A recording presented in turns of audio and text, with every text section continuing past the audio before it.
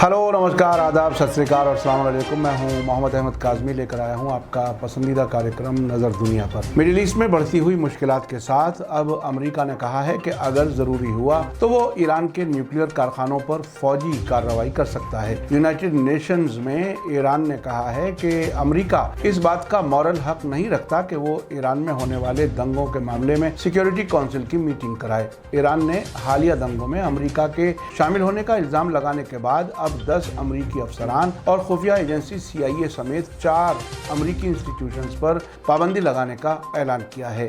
America की तरफ से ईरान के खिलाफ धमकी ऐसे वक्त में आई है जबकि ईरान में महसा अमीनी की मौत के बाद प्रोटेस्ट और दंगे रुक कर जारी हैं। इसी बीच वेस्टर्न मीडिया में ये बहस गर्म है कि रूस यूक्रेन के खिलाफ ईरानी ड्रोन जहाज़ों का इस्तेमाल कर रहा है। दुनिया के 22 मुल्कों ने ईरान से ड्रोन खरीदने में दिलचस्पी दिखाई है। उधर आज इजराइल में 4 साल के अंदर 5वें पार्लियामेंट इलेक्शन के लिए वोटिंग हुई है। आखिर तक जरूर देखें।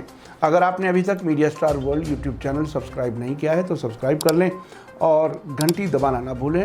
और अगर आप हमें फेसबुक पर देख रहे हैं तो पेज को लाइक करें ताकि हर नई वीडियो की खबर आपको सही वक्त पर मिल सके। आज की अहम खबर है कि ईरान के मामलों के लिए खास अमरीकी नुमाइंदे रॉबर्ट माले ने कहा है कि अगर डिप्लोमेसी नाकाम हो गई और ज़रूरी हुआ तो आखिरी ऑप्शन के तौर पर उनका मुल्क ईरान के न्यूक्लियर प्रोग्राम के खिलाफ फौजी ताकत का इस्तेमाल कर सकता है। ईरान के साथ न्यूक्लियर समझौते के लिए हम अपना वक्त बर्बाद नहीं करेंगे।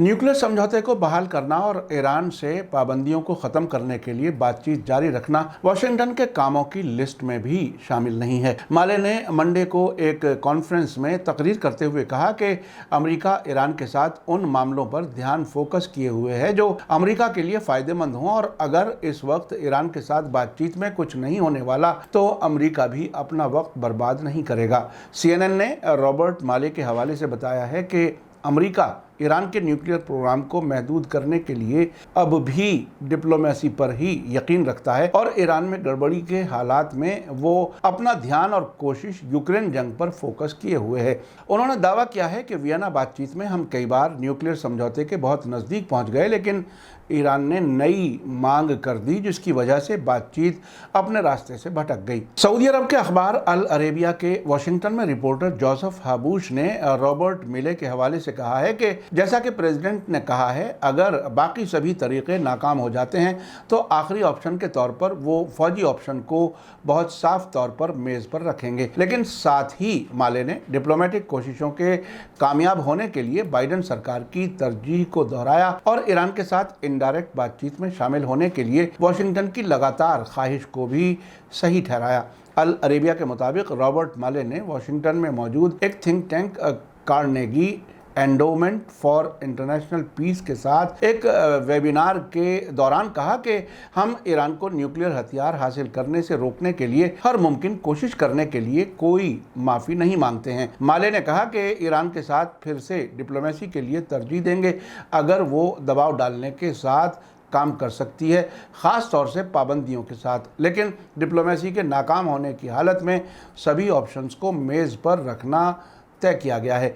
जहां तक न्यूक्लियर समझौते के लिए बातचीत का सवाल है, माले ने कहा कि सितंबर की शुरुआत से इस सिलसिले में कोई सरगर्मी नहीं हुई है, इसीलिए अभी इस समझौते पर अमेरिकी सरकार का ध्यान नहीं है। ईरान में सरकार मुखालिफ प्रोटेस्ट और रूस को ड्रोन दिए जाने के तेहरान के फैसले की तरफ इशारा करते हुए माले ने कहा कि हम उस चीज़ पर ध्यान फोकस नहीं करने जा रहे जो फ़िलहाल खामोश है जबकि दूसरे वाक़यात हो रहे हैं।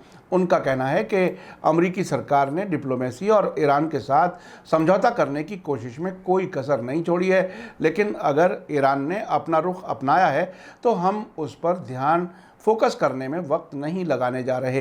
दूसरी तरफ प्रेस टीवी की रिपोर्ट में कहा गया है कि यूनाइटेड नेशंस में ईरान के एम्बेसडर अमीर सईद इरावानी ने ईरानी औरतों की हिफाजत के लिए अमेरिका के कमिटमेंट पर सवाल उठाया है। साथ ही यूनाइटेड नेशंस के मेंबर मुल्कों को ईरान में हाल ही में मुल्क भर में होने वाले दंगों पर सिक्योरिटी काउंसिल में अमेरिका के जरिए की जा रही मीटिंग में शामिल नहीं होने की अपील की है। ईरान के एम्बेसडर इरावानी ने यूनाइटेड नेशंस के मेंबर और ऑब्जर्वर मुल्कों के के सभी एम्बेसडर्स और परमानेंट नुमाइंदों को कल मंडे को लिखे एक खत में कहा है कि अमेरिका को ईरान या दूसरी जगहों पर ह्यूमन राइट्स की हालत के बारे में कोई सच्ची और हकीकी फिक्र नहीं है।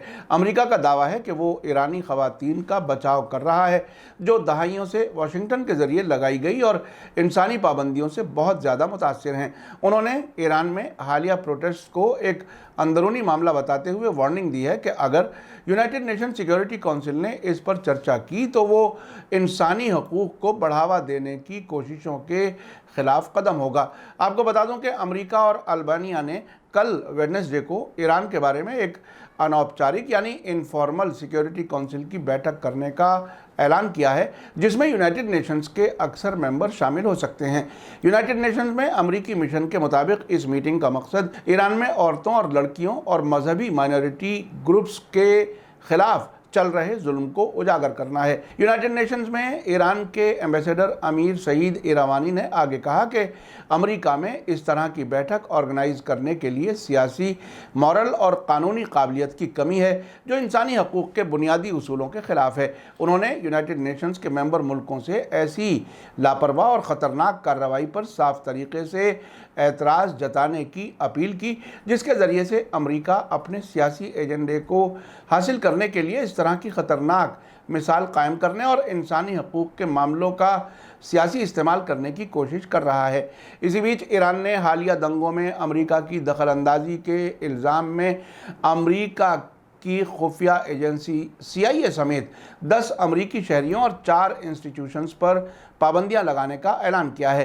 पारस टुडे के मुताबिक ईरान की फॉरेन मिनिस्ट्री ने कल मंडे को अपनी वेबसाइट पर एक बयान जारी करके ये इत्तला दी है कि हालिया दिनों में ईरान में होने वाले दंगों की ख़ास साजिश करने वाले अमेरिका के लगातार ईरान के अंदरूनी मामलों में दखल देने और इंसानी हकूक़ की खुली खिलाफ वर्जी को देखते हुए तेहरान ने दुनिया भर में बदनाम खुफिया एजेंसी CIA समेत 4 अमेरिकी इंस्टीट्यूशंस और 10 अफसरान पर पाबंदियां लगाई हैं। बयान में कहा गया है कि अमेरिका के ज़रिए लगातार किए जाने वाली इंसानी हकूक़ की खिलाफ वर्जियों, इलाके में की जाने वाली टेररिस्ट सरगर्मियों और दहशतगर्दी को सपोर्ट, साथ ही ईरान पर ज़्यादा दबाव बनाने के लिए उसके ज़रिए अपनाई गई फाइनेंशियल टेररिज्म की पॉलिसी के ख़िलाफ़ ईरान ने अपने कॉन्स्टिट्यूशनल हक़ का इस्तेमाल करते हुए अमेरिका पर पाबंदियां लगाई हैं।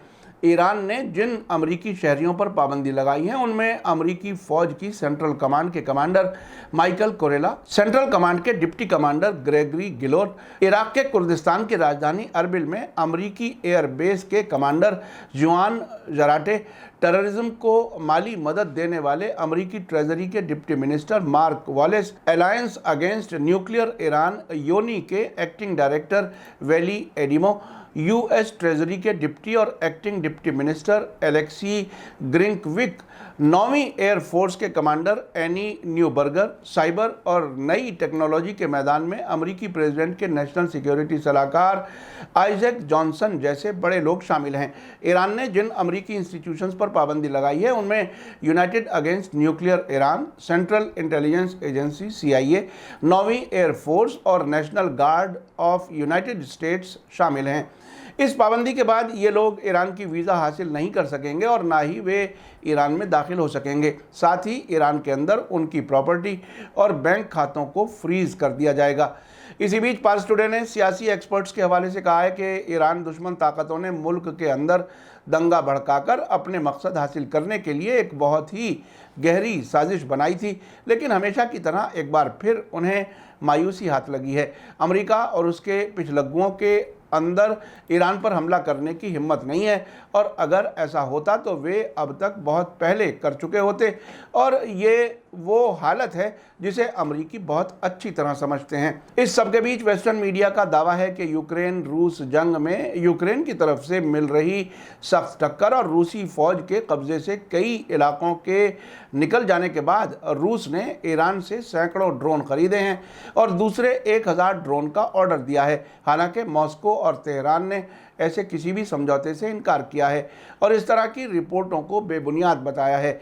हाल ही में ईरान के supreme leader Ayatollah Syed Ali Khamenei ने ईरानी ड्रोन जहाज़ों के बारे में यूरोपीय लीडर्स और वेस्टर्न मीडिया के शोर शराबे पर रिएक्शन जताते हुए कहा था कि अब से पहले ये लोग ईरानी ड्रोन जहाज़ों के बारे में शक जताते थे, लेकिन अब कह रहे हैं कि ईरानी ड्रोन खतरनाक हैं। यूरोपीय डिफेंस एक्सपर्ट्स का दावा है कि सितंबर से यूक्रेन में जंग के मैदान में ईरानी ड्रोन जहाज़ों ने अहम रोल अदा किया है। यूक्रेन की डिफेंस मिनिस्ट्री ने दावा किया है कि पिछले 2 हफ्तों के दौरान मुल्क में बिजली घरों के नेटवर्क को तबाह करने के लिए कम से कम 300 ईरानी शाहिद 136 ड्रोन जहाज़ों का इस्तेमाल किया गया है, जिन्हें रूस और यूक्रेन में कामिकाज़े कहा जाता है। दुनिया की सतह पर ईरानी ड्रोन जहाज़ों की धमक को देखते हुए फ़ौजी मामलों में आयतुल्लाह खामेनेई के सलाहकार मेजर जनरल याहिया रहीम सफ़वी का कहना है कि कम से कम 22 मुल्कों ने ईरानी ड्रोन खरीदने के लिए दिलचस्पी जाहिर की है। आपने देखा कि अमेरिका किस तरह से ईरान को अब भी धमकी दे रहा है। फौजी कार्रवाई की धमकी एक नया रुख है। हालांकि हालिया बरसों में खासतौर से जनवरी 2020 में कमांडर कासिम सुलेमानी के कत्ल के बाद इराक में अमरीकी छावनियों पर ईरान के हमलों के बाद अमेरिका ने धमकियां देनी बंद कर दी थी। लेकिन ये एक बड़ा सवाल है कि क्या वाकई वो ऐसा कुछ कर सकता है। अब सिर्फ ईरान नहीं बल्कि इराक, सीरिया, लेबनान और यमन में भी ईरान के सियासी नज़रिए को पसंद करने वाले लोग ताकत में हैं। इसी के साथ मुझे दीजिए इजाज़त। आज का एपिसोड कैसा लगा कमेंट्स में ज़रूर लिखें। थैंक यू, धन्यवाद, शुक्रिया। जय भारत, जय हिंद। मीडिया स्टार वर्ल्ड के और वीडियो देखने के लिए हमारे चैनल को सब्सक्राइब करें और सीधे नोटिफिकेशन पाने के लिए बेल आइकन दबाएं। और अगर हमारी खबर सच्ची और अच्छी लगे तो अपने व्हाट्सएप, इंस्टाग्राम, फेसबुक और ट्विटर अकाउंट पर ज़रूर शेयर करें।